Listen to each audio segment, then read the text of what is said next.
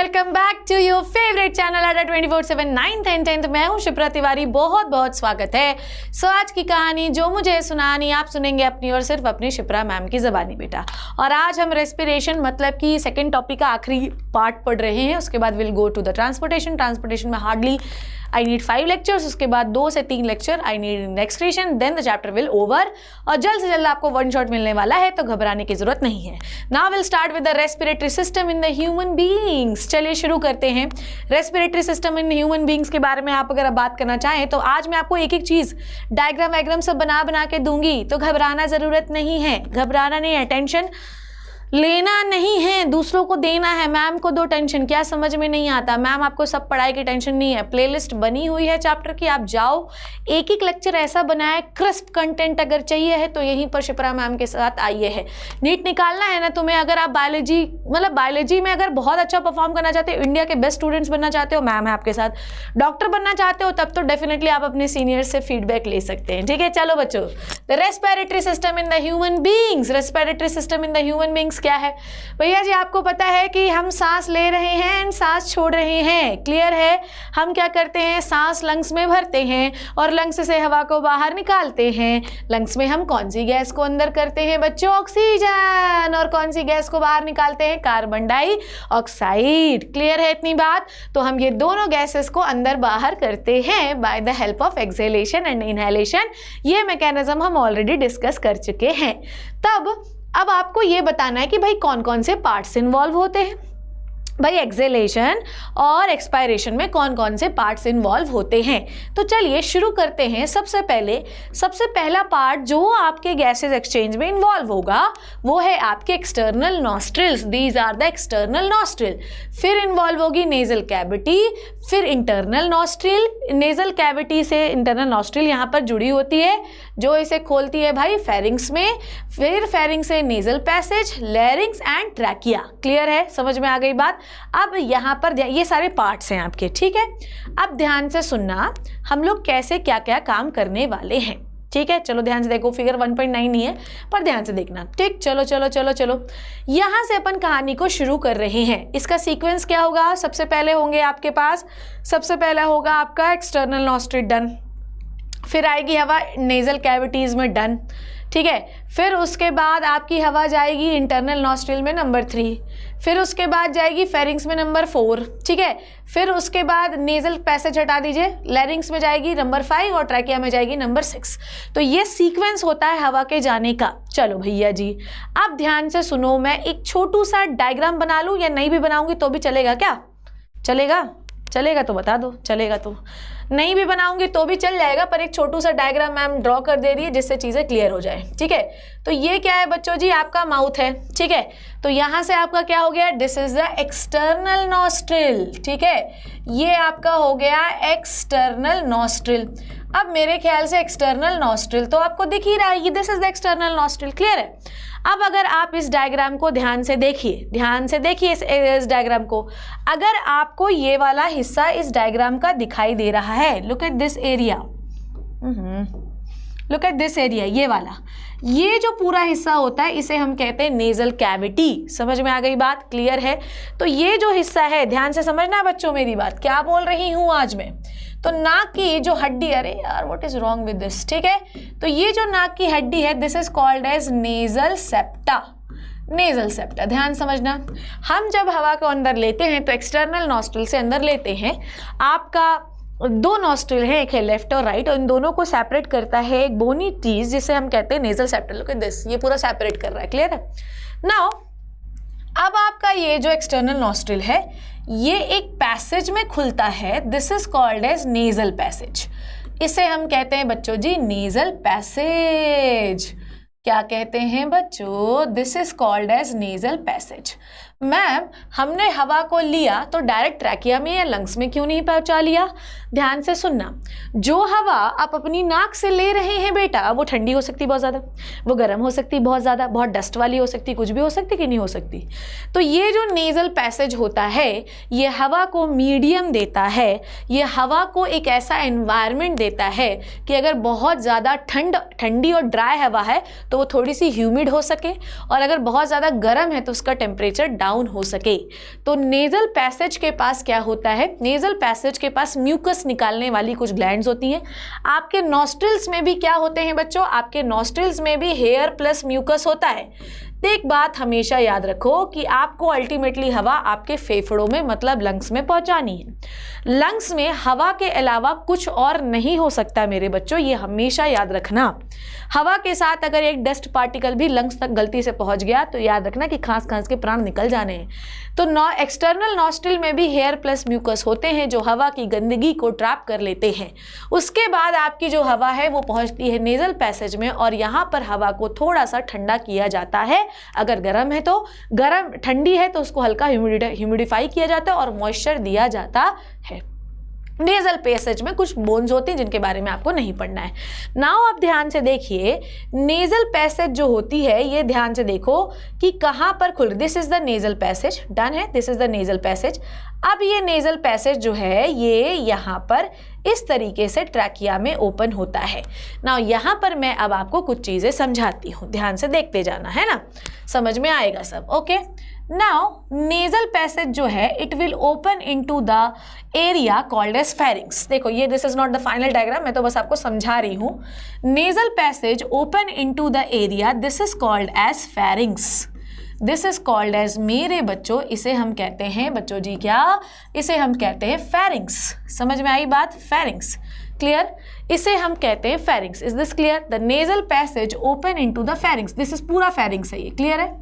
अब आपको यहाँ से समझना है एक बात, फेरिंग्स से हमेशा दो पाइप बाहर आएंगी, ठीक है, ध्यान से समझना। फेरिंग्स से हमेशा दो पाइप बाहर आएंगी जिसमें एक पाइप हमेशा, इसको मैं थोड़ा सा मिटाना चाहूँगी, इसको मैं थोड़ा सा मिटाना चाहूँगी, ध्यान से देखना। So this area is pharynx, this will open into the pharynx, जो आपकी नेजल पैसेज है it will open into the pharynx. Now pharynx से दो पाइप्स बाहर आएंगी एंड दिस पाइप, ध्यान से देखिएगा, this pipe is called as trachea, this pipe is called as, मेरे बच्चों, ट्रैकिया। दिखाई दे रहा है, फेरिंग्स से दो पाइप मैंने अलग अलग बनाई हैं पर होती बिल्कुल जुड़ी हुई हैं, दो पाइप बाहर की निकलेंगी, this is called as trachea. आगे वाली ध्यान समझना, फेरिंग्स से दो पाइप बाहर निकलेंगी, this is called as trachea and this is called as oesophagus. दोनों जुड़ी हैं पर आपको दिखाने के लिए मैंने ऐसा बनाया है, क्लियर है, समझ में आई बात। ईसोफेगस हमेशा होती है पीछे और ट्रैकिया हमेशा होती है आगे, क्लियर है, समझ में आई बात। नाउ आपको इस ट्रैकिया के ऊपर ऐसा एक फ्लैप लाइक स्ट्रक्चर दिखाई दे रहा होगा, इस फ्लैप को हम कहते हैं एपिग्लॉटिस, एपिग्लॉटिस, क्लियर है, ढक्कन को हम कहते हैं एपिग्लॉटिस, क्लियर है। अब मान लो यहाँ पर कोई, जैसे मैं यह सब रब करूँगी भी, है ना, मान लो कि यहाँ पर कोई फूड पार्टिकल है, समझ में आई बात। अब ये फूड पार्टिकल नीचे आ रहा है भाई, आपने देखो यहाँ से ये देखो, ये यहाँ से माउथ से अंदर आया, फूड पार्टिकल आया। Pharynx is the common passage for food and air both, यहाँ से एयर आ रही है, यहाँ से खाना आ रहा है, ठीक है। तो यहाँ से आपकी क्या आ रही है, एयर भी आ रही है और माउथ से आपका क्या आ रहा है, फूड भी आ रहा है। तो pharynx is the common passage for food and air, ये भी पॉइंट लिखने वाली बात है। Pharynx is the common passage for food plus air. तो माउथ से जो आप खाना खाते हैं वो भी फेरिंग्स में आता है और जो आप एयर ले रहे हैं वो भी फेरिंग्स में आता है। अब ये फूड हमेशा यहीं जाएगा और कहीं नहीं जा सकता, तो आपका फूड गलती से यहाँ ना चला जाए, इसलिए ये ढक्कन ट्रैकिया को बंद कर देता है। I hope this is clear to you guys, clear हुआ। एक्सटर्नल नॉस्ट्रिल से आप हमेशा हवा को अंदर लेंगे। एक्सटर्नल नॉस्ट्रिल में हेयर प्लस म्यूकस होते हैं जो कि डस्ट पार्टिकल को ट्रैप कर लेते हैं और हेयर से गंदी हवा को बाहर करते हैं, डस्ट को बाहर करते हैं। देन आपका जो हवा है वो नेजल पैसेज में जाएगा, जहाँ पर क्या होगा मेरे बच्चों, जहाँ पर होगा टेम्परेचर मेंटेनेंस। समझ में आई बात, जहाँ पर टेम्परेचर को मेंटेन किया जाएगा।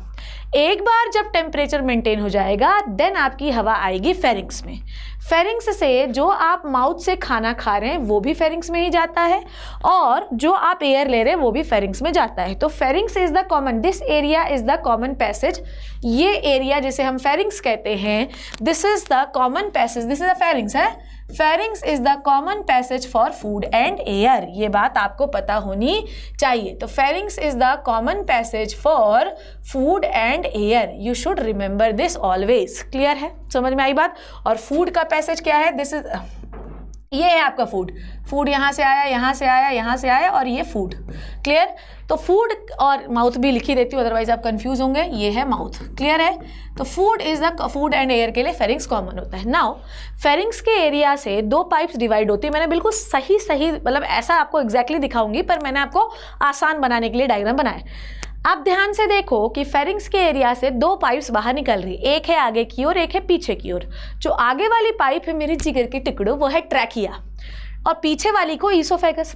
अब खाना हमेशा ईसोफेगस में जाएगा, ट्रैकिया में तो जा नहीं सकता है। तो इसके ऊपर एक ढक्कन होता है, मैं इसके लिए GIF भी लेके आई हूँ, ताकि हमेशा खाना ईसोफेगस में ही रहे। इस फ्लैप को हम कहते हैं बच्चों एपिग्लॉटिस। क्या कहते हैं, एपिग्लॉटिस। क्लियर है।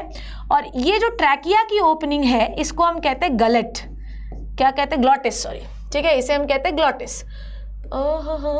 ओ ठीक है। जो ट्रैकियल ओपनिंग है, ध्यान से सुनो, जो ट्रैकियल ओपनिंग है इसे हम कहते हैं ग्लॉटिस। समझ में आई बात। ग्लॉटिस पूरा लिख देती हूँ, ट्रैकियाज ओपनिंग, ट्रैकियाज ओपनिंग। समझ में आई बात। तो ये जो एपिग्लॉटिस है, जैसे ही खाना निगलते हैं आप और खाना नीचे आता है, वो डायरेक्टली ईसोफेगस में ही जाना चाहिए। इस बात को इंश्योर करता है ये ढक्कन, क्योंकि जैसे ही खाना आता है ढक्कन ग्लॉटिस को बंद कर देता है। ग्लॉटिस है क्या, ग्लॉटिस ये है, समझे, ये है ट्रैकिया।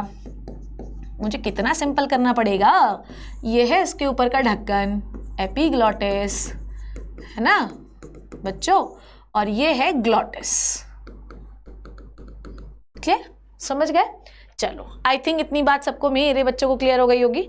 इस डायग्राम में देख लो भैया जी, थोड़ा पूरा मिटा देती हूँ मैं, ध्यान से देखो, देखो ध्यान से। नेजल कैविटी से खाना आया और खाना सीधे ट्रैकिया में चला गया। ठीक है, खाना चला गया, वो मैम ये अनर्थ कर रही हैं, ये अनर्थ कर रही हैं, खाने को ट्रैकिया में भेज रही हैं। खाना सीधे ईसोफेगस में पीछे की ओर चला गया। ठीक है, इस खाना नीचे जाए इससे पहले ही ये बंद हो जाता है कि हमारे अंदर नहीं आ सकते। कभी कभी कुछ लोग मानते नहीं हैं, तेरी ऐसी की तैसी, हाँ उसकी भैंस जो है, उसकी भैंस ने यहाँ पर गोबर कर दिया, ओ उसके मैंने कंडे बना लिए, अच्छा तूने इसका गोबर खाया तो नहीं, ओ उसने मेरे घर के सामने सूसू कर दी। जब इतना आप चुगली करते हो खाना खाते समय, तो ये जो ढक्कन है ना खुल जाता है, तो खाना इस ईसोफेगस से पीछे जाने के बजाय ट्रैकिया में आ जाता है, और फिर होते हैं और फिर लगता है मर जाएंगे। फिर पीछे से कोई दो लात देता है, अरे अरे अबे साले गरम मसाले, थोड़ा शांत हो जा। ठीक है, और फिर उसके बाद आदमी क्या करता है, चलो जाता है कि भैया ठीक है, ठीक है। उसके बाद खाना वापस से ईसोफेगस में रहता है, कहीं से बाहर, नाक से बाहर निकाल लो, मुंह से निकाल लो, या डायरेक्ट ईसोफेगस में डाल लो, पर जब तक खाना ट्रैकिया से बाहर नहीं आएगा तब तक आप ऐसा करते रहोगे। क्लियर है। चलिए, तो respiratory tract of the human respiratory system begin with external nostril, then external nostril से जाएगा नेजल कैविटी। ये नेजल कैविटी है आपकी। नेजल कैविटी ओरल कैविटी से आपके बोनी पैलेट से सेपरेट होती है। आपका जो पैलेट है ना, ये ऊपर, ये नीचे माउथ, ऊपर नाक, ये बीच में एक हड्डी है, इसको हार्ड पैलेट कहते हैं, पढ़ाया है आपको। नेजल कैविटी राइट और लेफ्ट डिवाइड होती है, बीच में नेजल सेप्टा होता है। नेजल कैविटी जो होती है, इसमें जब हवा जाती है तो यहाँ पर क्या होते हैं बच्चों, यहाँ पर टेम्परेचर मेंटेन किया जाता है, डस्ट को ट्रैप किया जाता है, क्योंकि ये म्यूकस निकालती है, बताया मैंने आपको। और नेजल चैम्बर फेरिंग्स में ओपन होता है। ये सब कहानी हो गई। फेरिंग्स क्या है? फेरिंग्स एक शॉर्ट वर्टिकल ट्यूब है जो कि located in the head at the back of the buccal cavity. Buccal cavity के पीछे है, ये आपकी मुंह है, मुंह के जस्ट पीछे है फेरिंग्स। ये देखो, दिस इज द फेरिंग्स। ये वाला एरिया जो है इसे हम फेरिंग्स कहते हैं। क्लियर है। अब आ जाओ, फेरिंग्स करता क्या है, ध्यान सुनो।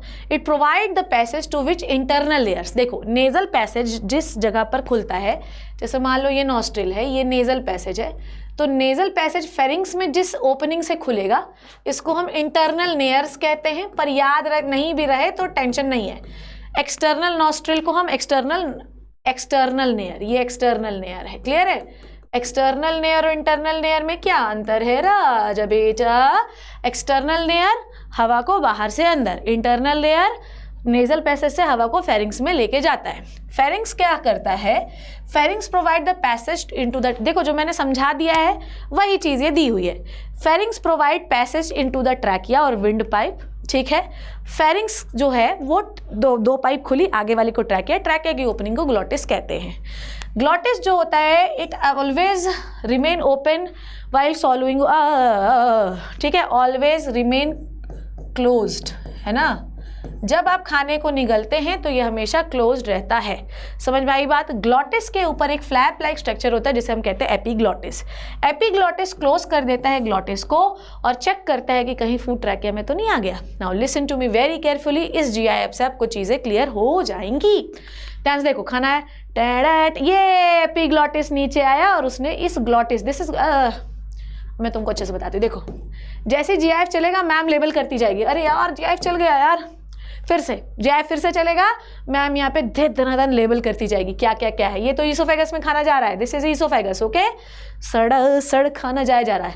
ये देखो ये है एपीग्लॉटिस, ये एपीग्लॉटिस ने ये ग्लॉटिस को बंद किया, डन। अब खाना जो है जैसे ही ग्लॉटिस बंद होगा खाना ऑटोमेटिकली ईसोफेगस में चला जाएगा।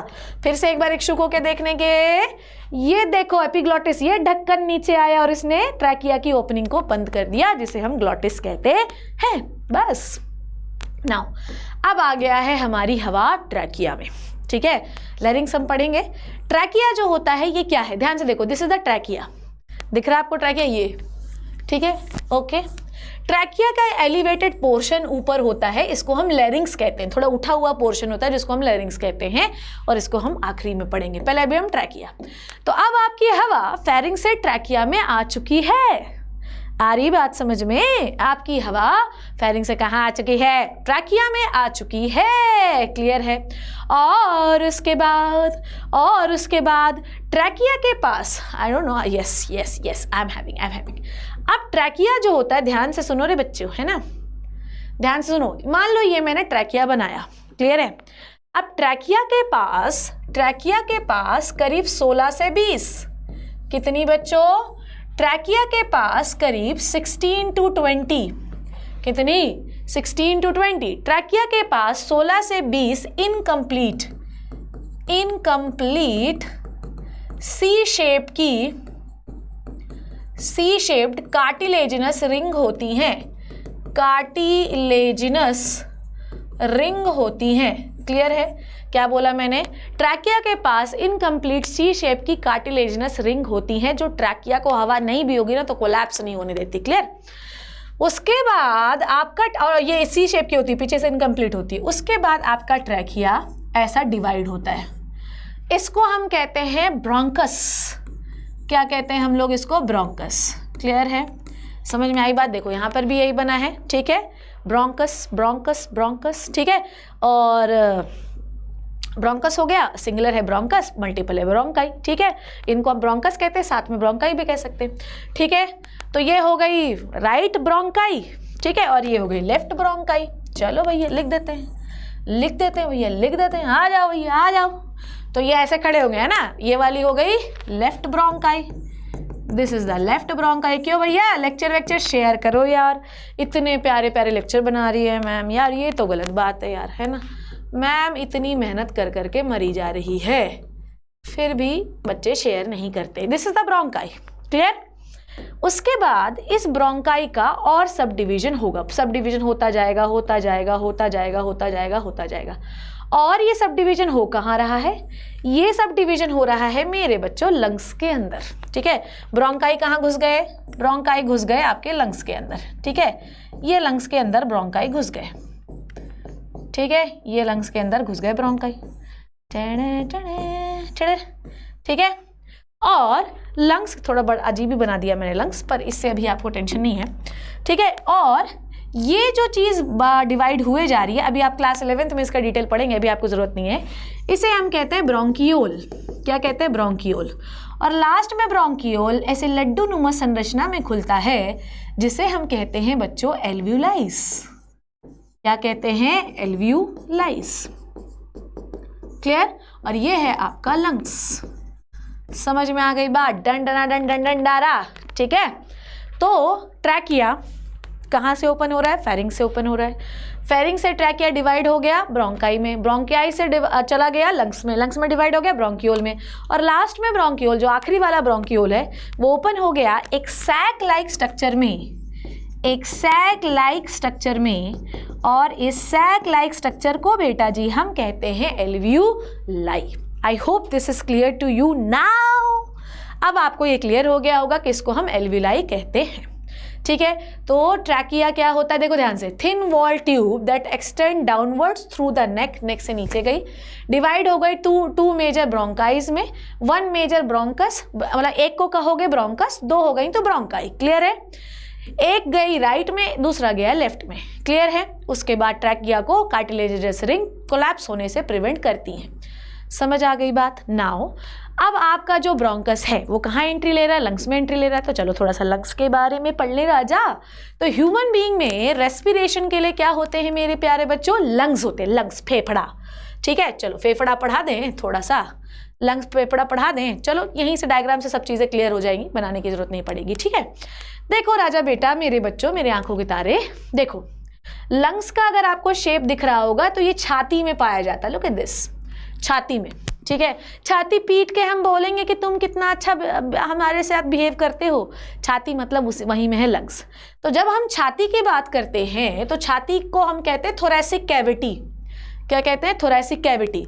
और मेरे पेट में बहुत भूख है, उसे हम कहते हैं एब्डोमिनल कैविटी। तो आपका जो लंग्स होता है ना वो थोरैसिक कैविटी में होता है, लंग्स छाती में होता है, ठीक है। सांस फूलती है, लंग्स फूल रहा है, ठीक है, हवा भर रही है, हवा निकल रही है। तो लंग्स जो है ना वो प्रेजेंट होता है थोरैसिक कैविटी में, क्लियर है।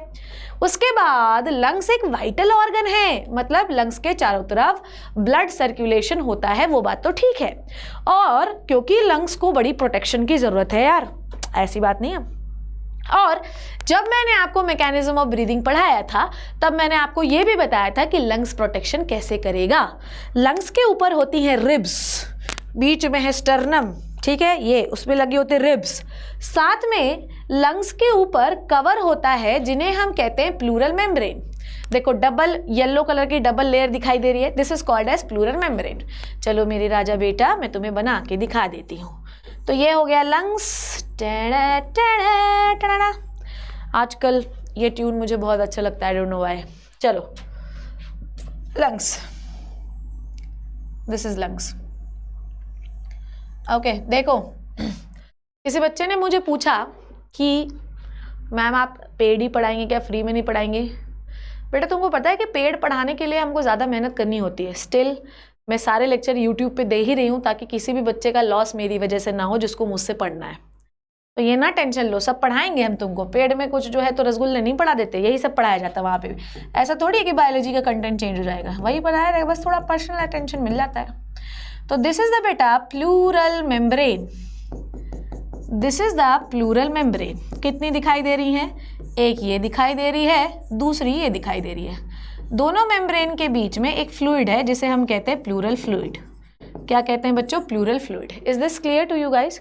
तो लंग्स एक कॉनिकल शेप का स्ट्रक्चर है जो दो होते हैं, थोरैसिक कैविटी में होते हैं। प्रोटेक्शन के लिए इनके पास दो लेयर होती है जिसे हम प्लूरल मेम्ब्रेन कहते हैं। प्लूरल मेम्ब्रेन दो होती हैं और इनके बीच में एक लिक्विड होता है जिसे हम प्लूरल फ्लूइड कहते हैं।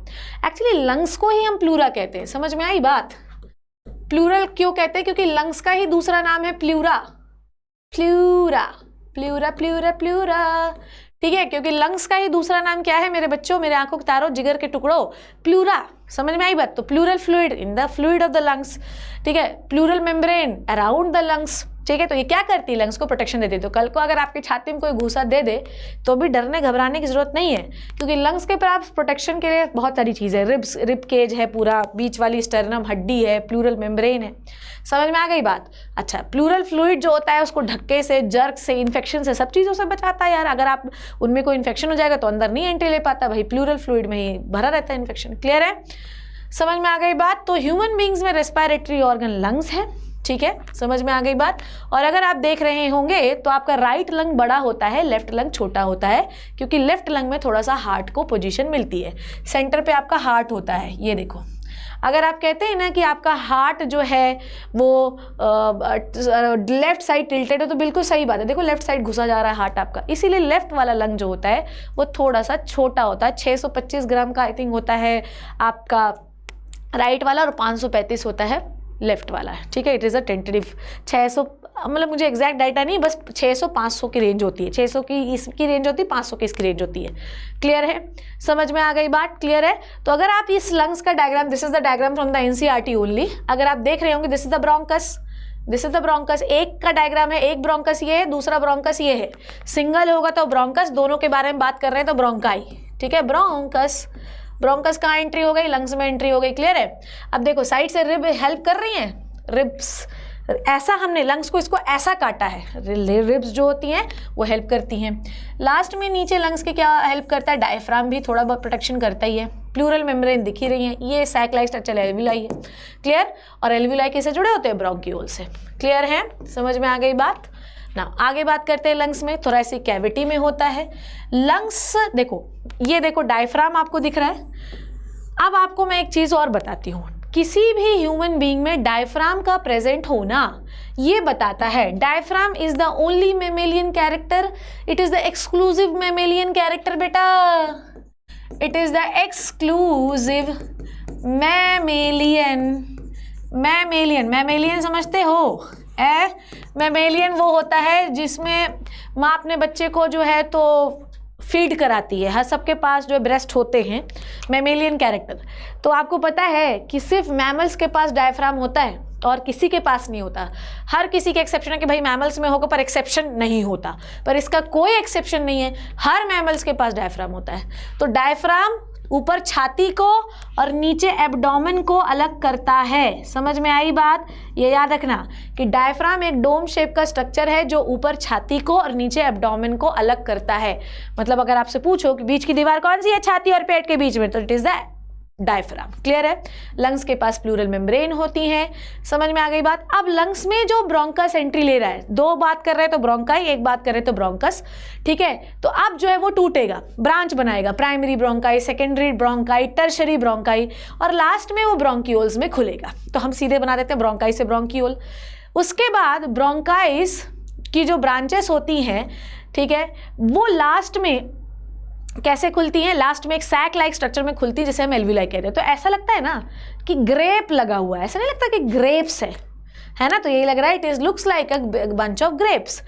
अब उसके बाद जो है ठीक है, एंड इट विल ओपन। यहाँ पे मैं ऐड करना चाहूंगी बच्चों, यहाँ पे मैं पॉइंट ऐड कर देती हूँ। Bronchi and their branches give the appearance of the bunch of grapes and they will open into alveolar sac. This is called as alveoli. समझ में आ गई बात? सबसे पहले trachea divide bronchi divide bronchiole open into the alveoli. समझ में आई बात? Now listen to me very carefully, ध्यान से देखना।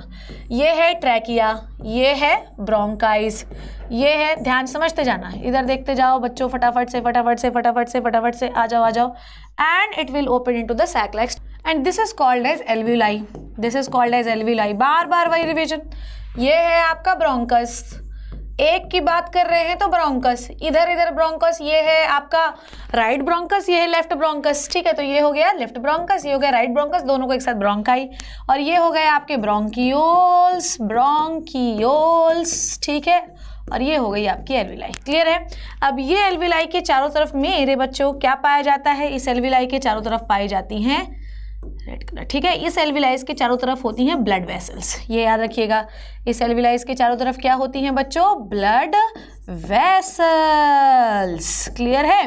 तो जो आप ऑक्सीजन को अंदर लाते हैं, ऑक्सीजन यहाँ से ट्रैवल करता हुआ एल्विलाई में पहुंचा, ऑक्सीजन को आपने ब्लड वेसल को दिया, और बदले में ब्लड वेसल को क्या मिली राजा बेटा? बदले में ब्लड वेसल को मिली कार्बन डाइऑक्साइड, एल्विलाई को मिली कार्बन डाइऑक्साइड। अभी हम लोग इसके बारे में पढ़ेंगे। नाउ ध्यान से समझना।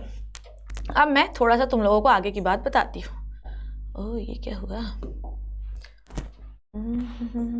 ये क्यों नहीं हो रहा है यार? चलो ओके, ध्यान से देखो। अगर मैं एक एल्वियोलाई का डायग्राम बनाऊं, ध्यान से देखना, तो ये है आपका ब्रोंकियोल, मान लो ये है आपका ब्रोंकियोल, ब्रोंकियोल, ठीक है। और हम लोगों ने लास्ट लेक्चर में ये पढ़ा कि किसी भी रेस्पिरेटरी ऑर्गन के क्या क्राइटेरिया होने चाहिए। तो ये ब्रोंकियोल एक सैक लाइक स्ट्रक्चर में खुलता है जिसे हम कहते हैं एल्वियोलाई, जिसे हम क्या कहते हैं बच्चों, एल्वियोलाई। और इस एल्वियोलाई के चारों तरफ होती हैं ब्लड वेसल्स।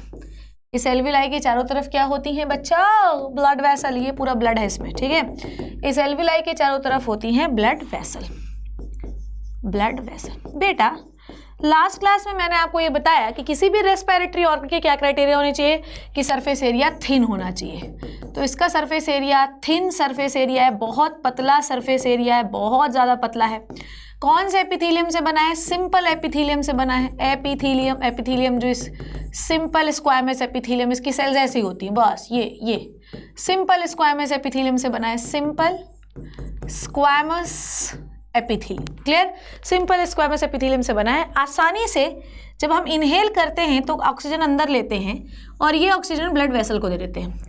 जब हम एक्सहेल करते हैं तो कार्बन डाइऑक्साइड को बाहर निकालते हैं, क्योंकि ये कार्बन डाइऑक्साइड आपकी एल्वियोलाई में होती है और ये ब्लड से आपके पास आती है। समझ में आ गई बात। On by the message of, by the process of diffusion, सीधी बात, डिफ्यूजन से ही गैसेज एक्सचेंज होता है। समझ में आई बात। तो ये देखो, ध्यान से देखो क्या लिखा हुआ है इसमें कि the alveoli have a very thin wall closely surrounded by the blood capillaries. देख लो, तो जो भी सांस लेने के दौरान आप ऑक्सीजन अंदर लेते हैं वो एल्वियोलाई में जाती है लंग्स के, फिर एल्वियोलाई से जाती है आपके ब्लड वेसल्स में, क्लियर है। एल्वियोलाइज जो होते हैं ये आपके, ये मान लो, ध्यान से सुनो, ये मान लो कि एल्वियोलाइज आपके शरीर में, ठीक है, करोड़ों हैं, मिलियंस ऑफ एल्वियोलाइज आपके दोनों लंग्स में प्रेजेंट होती हैं, है ना। और लंग्स, मैंने आपको क्या बोला था कि surface area should be large. आपको पता है लंग्स का सरफेस एरिया कितना होता है? अगर आप लंग्स को खोल देंगे तो एक लॉन टेनिस का कोर्ट बन जाएगा जिस पे आप टेनिस खेल सकते हैं। इतना ज़्यादा सरफेस एरिया होता है। और सोचो कि किस तरीके से आपके लंग्स में एल्वियोलाइज भरी होती है, इसीलिए लंग्स होता है स्पॉन्जी, इसमें कोई हड्डी वड्डी नहीं होती है, क्लियर है, समझ में आई बात। ओके, तो एल्वियोलाइज जो होती हैं वो बहुत लार्ज सरफेस एरिया देती हैं गैसेज एक्सचेंज के लिए। अब आपका जो ऑक्सीजन है वो कहाँ पहुँच गया है बच्चों? ब्लड में पहुँच गया है, क्लियर है। आपका जो ऑक्सीजन है वो कहाँ पहुँच गया? ब्लड में पहुँच गया। ब्लड में क्या प्रेजेंट होती है? हीमोग्लोबिन प्रेजेंट होती है। समझ में आ रही बात? ध्यान से समझना, ध्यान से समझोगे तो सब समझ में आएगा। नाउ अब देखो ध्यान से, मैं यहाँ पर आपको डायग्राम बना के समझाती हूँ। देखो, आपकी एल्वियोलाइज ब्लड में पहुँच गई है, पर क्या आपको पता है? ध्यान से समझो इधर। मान लो कि ये है आपकी ब्लड वेसल, ध्यान से इधर आओ, ये है आपकी ब्लड वेसल। मैं पूरा एक डायग्राम से आपको सारी चीज़ें क्लियर करवा दूंगी। देखो, ये है आपकी blood vessel, blood vessel, clear है। और ये है आपकी एल्वियोलाई, ये है आपकी एल्वियोलाई, डन है। एल्वियोलाई कितना सरफेस एरिया? लॉन टेनिस का कोर्ट का सरफेस एरिया। ऑक्सीजन दिया इसने, दिया। अब बेटा इसमें क्या प्रेजेंट होती है? आरबीसी। क्या प्रेजेंट होती है? आरबीसी। आरबीसी के अंदर एक मॉलिक्यूल होता है जिसे हम कहते हैं हीमोग्लोबिन। HB लिख दिया इसको मैंने। हीमोग्लोबिन के अंदर ये एफिशिएंसी है कि ये ऑक्सीजन को बाइंड कर ले, ठीक है, समझ में आई बात। कितने बाइंड करवाए मैंने? 4। तो एक हीमोग्लोबिन कितने ऑक्सीजन को बाइंड कर सकता है? 4 ऑक्सीजन को, ये याद रखिएगा। समझ में आई बात। एक हीमोग्लोबिन हमेशा 4 ऑक्सीजन को बाइंड कर सकता है, क्लियर। इस तरीके से आपके 100 ml ब्लड में, आपके 100 ml ब्लड में कितना हीमोग्लोबिन होना चाहिए बताओ? 12 से 13 मिलीग्राम पर 100 ml हीमोग्लोबिन होना चाहिए। 100 ml ब्लड में 12 से 13 मिलीग्राम, मिलीग्राम बोल रही हूँ, ठीक है, हाँ, हीमोग्लोबिन होना चाहिए। समझ में आई बात? क्लियर? ग्राम, ठीक है, ओके, ठीक है, क्लियर, समझ में आ गई बात। 12 से 13 ग्राम हीमोग्लोबिन होना चाहिए। अगर 12 से 13 ग्राम हीमोग्लोबिन नहीं है तब समस्या वाला काम है बच्चों, आपको एनीमिया हो सकता है। तो आपने ये समझा कि हीमोग्लोबिन क्या है? एक haemoglobin is respiratory pigment. Haemoglobin है क्या? ये एक रेस्पिरेटरी पिगमेंट है। क्या है बच्चों? It is a respiratory pigment. ये क्या करता है? Bind the oxygen. क्या करता है? ऑक्सीजन को बाइंड करता है। देन डिलीवर्ड टू, ध्यान से सुनो, डिलीवर्ड टू टिश्यू। समझ में आ गई बात? क्लियर। यहाँ तक की बात आई होप आपको क्लियर हो गई होगी। अब मैं ये सारी चीज़ें आपके लिए रब कर रही हूँ। तो भैया 100 ml ब्लड में कितना ग्राम हीमोग्लोबिन होना चाहिए? 12 से 13। कम है तो एनीमिया है। क्यों? क्योंकि हीमोग्लोबिन ही अगर आपके शरीर में कम रहेगा बच्चों तो भाई ऑक्सीजन का ट्रांसपोर्टेशन ही नहीं होगा, क्योंकि हीमोग्लोबिन ही ऑक्सीजन को ट्रांसपोर्ट करा रहा है। तुम्हारे अंदर ऑक्सीजन ही नहीं है भाई, हीमोग्लोबिन ही नहीं है, तुम ऑक्सीजन को क्या ट्रांसपोर्ट कर लोगे? तो भाई साहब आपके बॉडी में हीमोग्लोबिन की प्रॉपर मात्रा होनी बहुत जरूरी है, अदरवाइज ऑक्सीजन ट्रांसपोर्टेशन जो है उसका बेड़ा गर्क हो जाएगा। क्लियर है? चलो अब यहां पर हम बनाते हैं टिश्यू। ध्यान से समझना, यहाँ पर हम बनाते हैं टिश्यू। सब कुछ समझ में आएगा, सब कुछ बिल्कुल एक एक चीज एकदम मक्खन की तरह क्लियर होगी। मैम की क्लास में नहीं क्लियर होगी तो कहाँ क्लियर होगी, है ना? मैम की क्लास में क्लियर नहीं होगी तो कहाँ होगी? देखो अब ब्लड का जो हीमोग्लोबिन है वो ऑक्सीजन को बाइंड करके लाया, क्लियर है, और यहाँ से ऑक्सीजन को डिलीवर कर दिया। समझो, यहाँ से ऑक्सीजन को डिलीवर कर दिया, ऑक्सीजन मिल गया टिश्यू को। बोलो, दिस इज द येलो वाला इज ऑक्सीजन, ठीक है। बदले में ध्यान से समझना, ध्यान से समझेंगे आप बात को। बदले में भाई साहब यहाँ पर बदले में कहाँ गई? बदले में ये जो हीमोग्लोबिन है ये ऑक्सीजन को दे दिया, पर ये टिश्यू काम करने के दौरान क्या प्रोड्यूस कर रहा था? ये टिश्यू काम करने के दौरान प्रोड्यूस कर रहा था कार्बन डाइऑक्साइड। तो ये कार्बन डाइऑक्साइड चला गया ब्लड में। अब लंग्स तक ये लाएगा ब्लड और कार्बन डाइऑक्साइड को छोड़ देगा और कार्बन डाइऑक्साइड इसको बाहर कर देगी। क्या समझा आपने? एल्वियोलाई से ऑक्सीजन आई, एल्वियोलाई से ऑक्सीजन आई ब्लड में आरबीसी है, आरबीसी के अंदर हीमोग्लोबिन होता है। इसीलिए आरबीसी के अंदर कोई सेल ऑर्गेनल नहीं होता है, no mitochondria, no endoplasmic reticulum, nothing, no nucleus, कुछ नहीं। सिर्फ उसके अंदर हीमोग्लोबिन होता है ताकि ज़्यादा से ज़्यादा हीमोग्लोबिन के लिए जगह मिल सके। एक हीमोग्लोबिन 4 ऑक्सीजन को बाइंड कर सकता है। हीमोग्लोबिन ऑक्सीजन को ट्रेवल करवाते करवाते करवाते करवाते कहाँ लाया? टिश्यू पे लाया। पूरा ब्लड हर जगह होता है ब्लड। अब यही ब्लड जो है यही आपके टिश्यू के चारों तरफ आया, यही हो रहा है ना? यही ब्लड जो है टिश्यू के चारों तरफ आया, इसने किया क्या? ऑक्सीजन दे दिया और कार्बन डाइऑक्साइड ले लिया। कार्बन डाइऑक्साइड को किसने बाइंड कर लिया? हीमोग्लोबिन को, और ये हीमोग्लोबिन ने कार्बन डाइऑक्साइड वापस लाया और लंग्स को वापस कर दिया। तो इसका मतलब मैं ये कह सकती हूँ, ध्यान से सुनिएगा मेरी बात, कि haemoglobin responsible for the transportation of both oxygen and CO2। दोनों को ये बाइंड कर सकता है। कहाँ प्रेजेंट होता है? Haemoglobin present in RBCs. I hope this concept is clear, ठीक है। तो हम ये समझ गए। अब ये आपको एक और चीज बता दूं, 97% ऑक्सीजन ट्रांसपोर्टेड बाय हीमोग्लोबिन के रूप में ही 97% ऑक्सीजन ट्रांसपोर्ट होती है।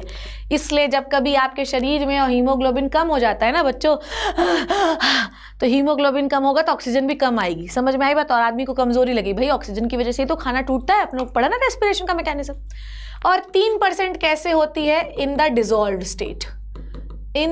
मैम किस में डिजॉल्व स्टेट? ये हम पढ़ेंगे in the dissolve state by plasma. अब प्लाज्मा क्या होता है? ब्लड का एक पार्ट होता है।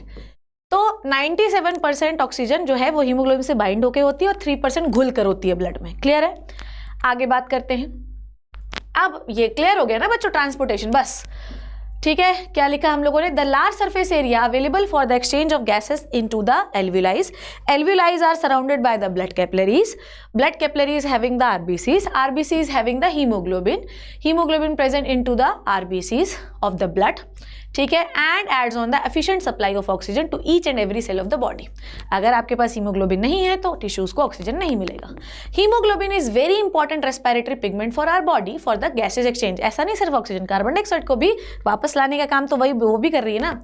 It has unique property of combining alveoli और reversely with the oxygen and it is the medium by the air sacs which oxygen is transported within the body.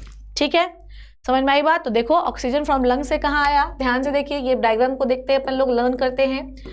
Lung से oxygen आया RBC के पास, RBC के पास haemoglobin है, bind हो गया और फिर ऑक्सीजन को टिश्यूज में रिलीज कर दिया गया। बदले में क्या लेगा बेटा? CO2। क्लियर? आगे बढ़े। चलो भैया, CO2 के बारे में अगर मैं बात करूं तो पहली बात तो आप समझ गए हैं कि कैसे कैसे होता है। 97% ऑक्सीजन हीमोग्लोबिन से बाइंड होकर होती है, 3% होती है प्लाज्मा में। अब अपन बात करते हैं CO2 की। CO2 कैसे ट्रांसपोर्ट होता है?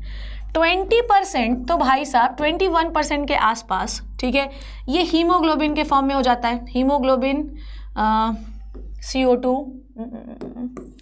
20% in the form of carb haemoglobin,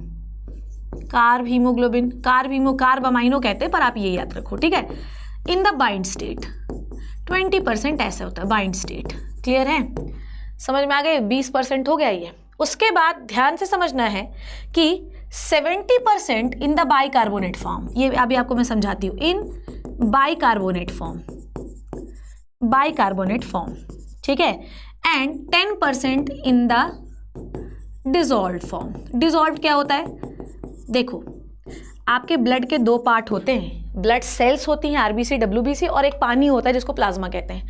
तो 3% ही सिर्फ ऑक्सीजन घुलकर ट्रांसपोर्ट होती है प्लाज्मा में, बाकी सब हीमोग्लोबिन से बाइंड होकर ट्रांसपोर्ट होगी। तो हीमोग्लोबिन कम तो ये भी कम। साथ में अगर मान लो कि कार्बन डाइऑक्साइड की बात करें तो 20% तो हीमोग्लोबिन से होगा, 10% तो घुल कर होगा। पर ये क्या बाबा सिर है भाई? 70% कार्बोमाइनो हीमोग्लोबिन बाइकार्बोनेट फॉर्म में, ये क्या होता है? आओ समझते हैं। देखो ध्यान से समझना, यहाँ पर देखना, आपके टिश्यू में CO2 है, दिख रही है आपको? ये CO2 कहाँ आई? ब्लड में आई। ब्लड में किसके पास आई? आरबीसी के अंदर। वो अभी हीमोग्लोबिन से बाइंड नहीं होगी। आपकी आरबीसी के पास क्या भरा है? पानी होता है आरबीसी में। पानी के साथ ज्वाइन होकर ये एक काम बनाती है, एक प्रोडक्ट बनाती है जिसको हम कहते हैं कार्बोनिक एसिड। कार्बोनिक एसिड बहुत अनस्टेबल होता है, इसलिए वो टूट जाता है। ठीक है, समझ में आई बात? या सिर्फ अभी आपको ये मैकेनिज्म नहीं समझना है, बस इतना याद रख लो कि आपका जो कार्बन डाइऑक्साइड होता है वो 3 फॉर्म में ट्रांसफर हो सकता है, हीमोग्लोबिन से बाइंड होकर भी, बाइकार्बोनेट फॉर्म में भी और डिसॉल्व फॉर्म में भी। नहीं याद होगा तो भी याद रखना, सिर्फ इतना याद रख लो कि CO2 can be transported by the bicarbonate form. ठीक है, बाइकार्बोनेट क्या होता है? बाइकार्बोनेट क्या होता है? लिख देती हूँ मैं, HCO3, दिस इज बाइकार्बोनेट, इस फॉर्म में ट्रांसफर होता है। ठीक है, और ये कैसे होता है? HbCO2 फॉर्म में। क्लियर? ये कैसे होता है? डिसॉल्व फॉर्म में। क्लियर है? समझ में आई बात? तो आपको ये चीज़ बहुत अच्छे से याद रखनी है कि भाई साहब आपकी बॉडी में ऑक्सीजन एंड कार्बन डाइऑक्साइड का ट्रांसपोर्टेशन कैसे कैसे होगा, वो मैं अभी आपको फिर से समराइज करके बताऊंगी। देखो ध्यान से, देखो तो ब्लड से, देखो मैं पूरा आपको बता दे रही हूँ। एल्व्यूलाई से ऑक्सीजन कहाँ जाएगी? ब्लड में। ब्लड में जाएगी, ब्लड में। क्लियर? ब्लड से ऑक्सीजन कहाँ जाएगी? टिश्यूज में। टिश्यूज में, ठीक है, टिश्यूज में ऑक्सीजन पहुंच गई। ठीक है, अब दूसरा पेन ले लेती हूँ, है ना। अब आप ध्यान से देखो, पूरा आपको फ्लो चार्ट बना देती हूँ। टिश्यू ने क्या प्रोड्यूस किया? CO2 जाएगा ब्लड में, ब्लड से जाएगा एल्व्यूलाई में, और एल्व्यूलाई CO2 को बाहर कर देगी। आई होप यहाँ तक की बात आपको क्लियर हो गई कि O2 कैसे ट्रांसपोर्ट होता है और CO2 कैसे ट्रांसपोर्ट होता है। क्लियर है? समझ में आई बात? आपको लास्ट वाला नहीं, बाइकार्बोनेट क्या होता है, ये आपको पढ़ना ही नहीं है, बहुत दिमाग खराब हो जाएगा, मत पढ़ना। क्लियर है? ठीक है, अब आते हैं अपन लेरिंग्स के ऊपर। एक स्ट्रक्चर होता है, एलिवेटेड स्ट्रक्चर होता है, जिसे हम कहते हैं वॉइस बॉक्स। क्या कहते हैं? Voice box. क्लियर है? एलिवेटेड स्ट्रक्चर जो वॉइस बॉक्स होता है, ध्यान से सुनो, ठीक है, कहाँ गया? Okay, the voice box is also called as larynx. समझ में आई बात? ये जो एलिवेटेड पोर्शन होता है लेरिंग ट्रैकिया का, इसको हम लोग क्या कहते हैं? लेरिंग्स कहते हैं। In large upper part of the trachea. ठीक है, बिफोर प्यूबर्टी इट इज इनकंस्पिशियस। इसका मतलब है कि दिखाई नहीं देता, पर प्यूबर्टी के समय ये अच्छा खासा बड़ा दिखाई देता है। ठीक है, और प्रोट्रूड आउट हो जाता है लड़कों में। इसको हम कहते हैं एडम्स एप्पल। एप्पल नहीं है ना, सेब नहीं खाना इसको। ठीक है, बाहर आ जाता है, जिसको हम कहते हैं एडम्स एप्पल। लेरिंग्स के पास 2 कॉर्ड्स होते हैं। कॉर्ड्स मतलब रस्सी। ठीक है, और ये 2 होते हैं, एक होता है फॉल्स और एक होता है ट्रू बच्चों। ठीक है, एक होता है फॉल्स और एक होता है ट्रू।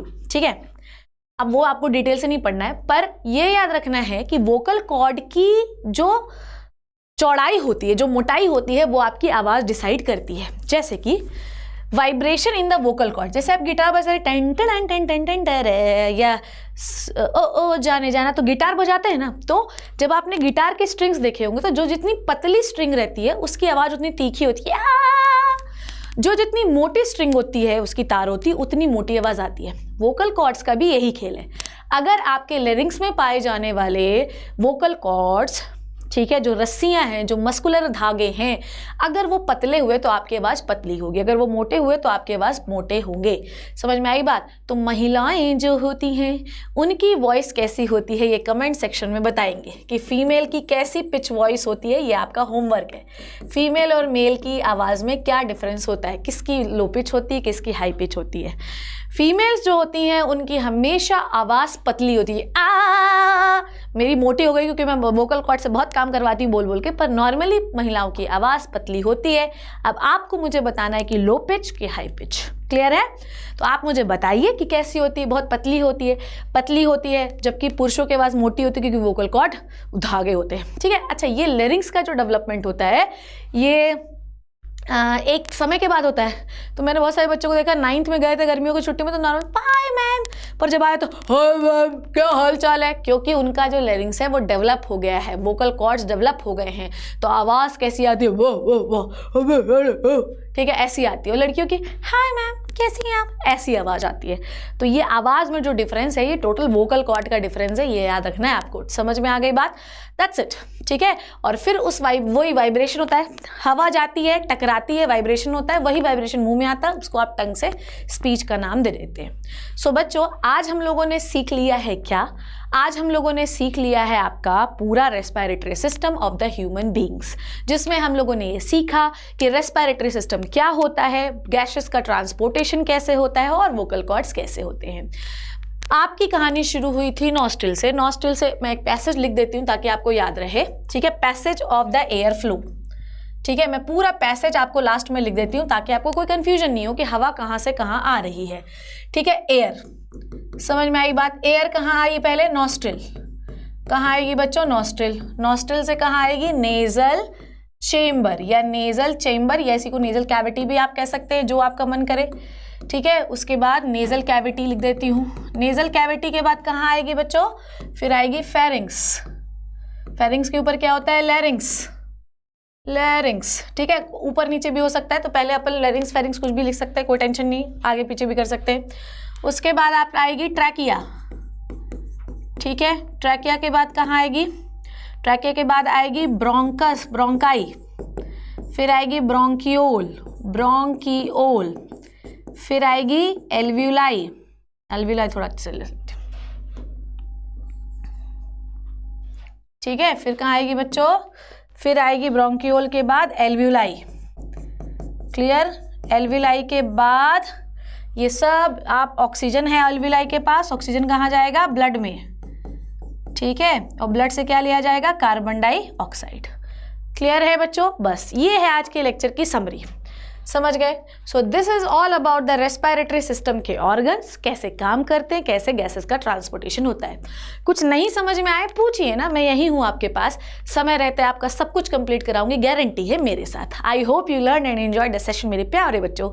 लाइक करो, शेयर करो, दूसरों को बताओ, आग लगाओ, मैम से अच्छे से पढ़ते जाओ, बायोलॉजी को स्ट्रॉन्ग बनाओ, इंडिया में बायोलॉजी के धुरंधर बनते जाओ। Biology is a story. अगर आप किंग बनना चाहते हो तो मेरे साथ ही बनोगे। Thank you so much.